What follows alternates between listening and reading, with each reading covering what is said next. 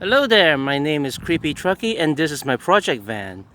I bought this old van about a couple of months ago for about $1,000, which is its scrap value, and I've been working on repairing it. Oh, and Kitty here has been helping me, sort of. No, you don't want to be on camera, Kitty? No? You want to go back inside? Okay, fine. And yeah, you may be asking, why would you buy a beat up old van? Hang on, it's not beat up. Well, it has a couple of big dents right here. There's one big dent there. And there's another dent behind the hatch over here, the side door. And, well, this is its original engine and it's quite kaput. But, as you can see, this van body was insulated to be a refrigerator van. And when you're building a camper, having a refrigerator van makes a lot of difference because, you don't have to spend time, money, and effort to put in this huge insulation, which makes life a lot more comfortable when you're living in a van. There's a reason why I paid money for this. And, that's one reason. The other reason is the body is in remarkably good condition. And besides the big dent over there, you can see stuff like this. This is the side door power locking contact. It's not broken. That's really amazing because in old vans like these, stuff like that is broken pretty much all the time. Well, I had to deal with this bloody busted engine, but we're gonna work with that later. Now, what the progress so far is, I've been pulling the van apart, and you've taken out the refrigeration systems, taken out the engine, of course, and taking a look inside. And I'll put out the radiator to get the engine access. And the next bit I'm gonna need to pull out is the condenser for the refrigeration system, which is right here underneath the cabin, underneath the chin of the van. That has to go because it's not doing anything. We're looking at the power steering pump, hydraulic pump is still in there, just to make things less annoying. I don't want to dismantle that and to deal with the hydraulic fluid.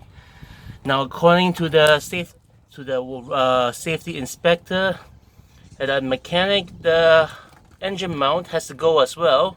I don't know why, but it's probably because it's really old and the rubber is all cracked up. And even though that might not be an actual mechanical issue, I mean, this feels really solid.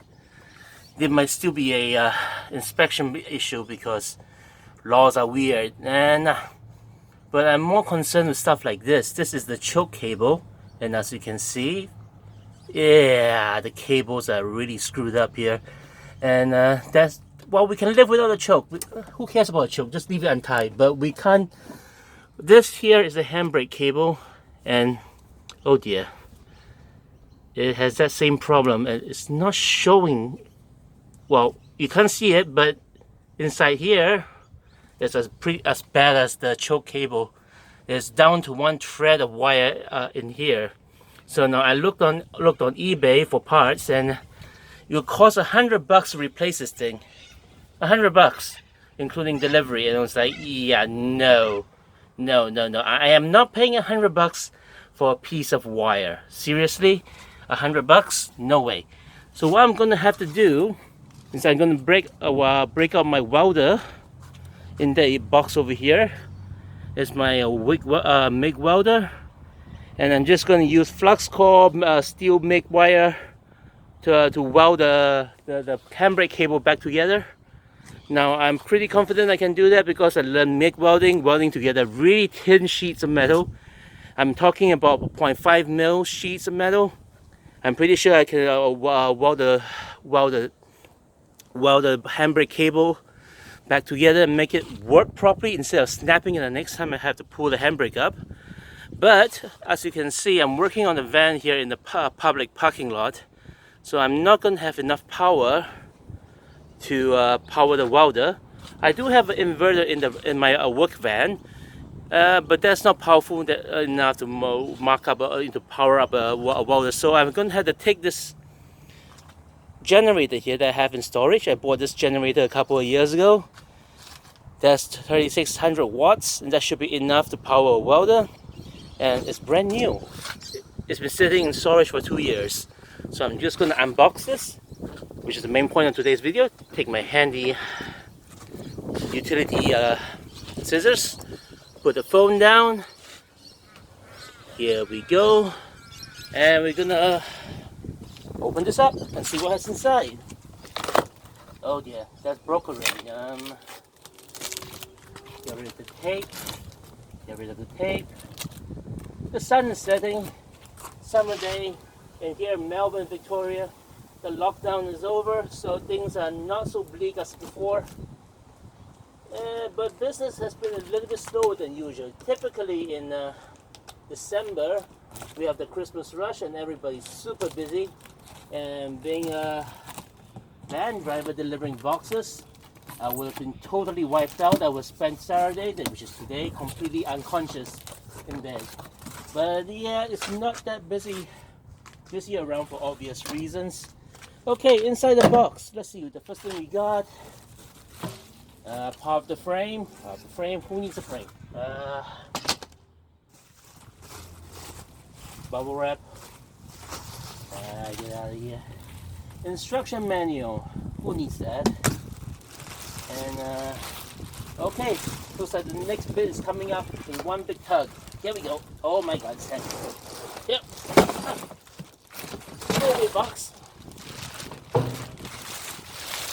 Brand new. That's what does the label say? Warning, unleaded fuel only. Yeah. Caution. Unnecessary instructions. Bloody blah blah blah. Engine has been shipped without oil. Who cares? I've got oil. Don't worry. I've got oil. The oil is right there in the little bottle at the right grade. Double the amount that's necessary. So we shouldn't have any problem filling this up with oil. Look, yeah, pretty much came out of the box in one piece. It's this the OHV engine, obviously a single cylinder, hand pull start. It's brand new, spanking new. What's left in the box? These looks like rubber feet and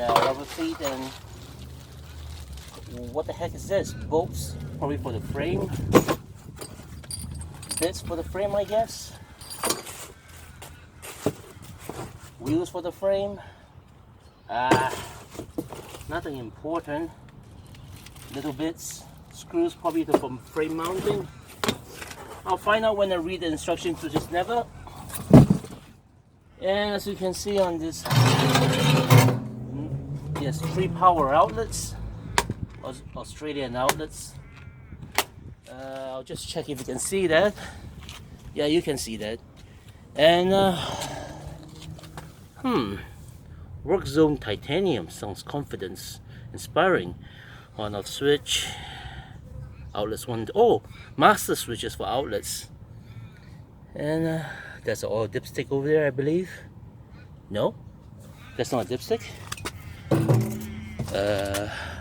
No, just the inlet. No dipstick. No shit.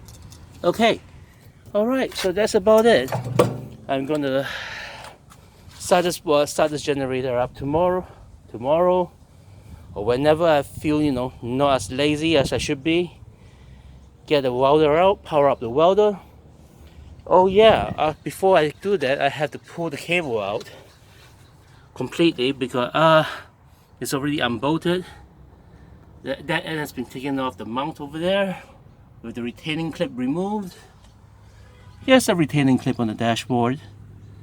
And probably had to go underneath the van on the other side and remove the cable from the coupling to the main rear assembly. And so that's about it. Still quite a lot of work to do. What next after this? Well, after this, I'm gonna put the I'm thinking I'm gonna go ahead and put a replacement engine in. There's a replacement engine I bought on the classifieds from a guy in the country. Now this is from the small pickup truck version of the engine, but it's basically the same as the van engine, but the vacuum control system is slightly different. Now, as you can see from all the wetness on the oil right below the head, It looks like it has a blown head gasket. And I'm not gonna fix it yet because that's just the priority is to get this van registered to pass the safety inspection. And as long as I get the engine cleaned up, that's not an issue usually. And that gearbox attached to the engine, I have to remove that. Or can't really use the gearbox because that's for the pickup truck version.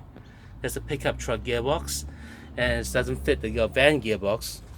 And it's probably the one thing that worries me because of the extremely high mileage of this gearbox over here. And you can see a bit of wetness in there. There might be a seal in the gearbox going, but we can just live with it and keep topping up the gearbox fluid. And now we just put the engine mechanically back together, but there's other stuff I need to do as well, which is the suspension. Now I don't think I feel any problem with the suspension, but being a very high mileage engine, I mean high mileage vehicle, oh dang it, there's not enough light. Oh well, can't show you a suspension. The suspension bushes and the steering rack ends, the rubber bits have all cracked up, and that won't pass the safety inspection either. Okay, so there's a lot of work for me to do. That might be a while before I'm making a video update. And if you're still here, thank you so much for watching. My name is Creepy Trucky, and I'm shutting this door.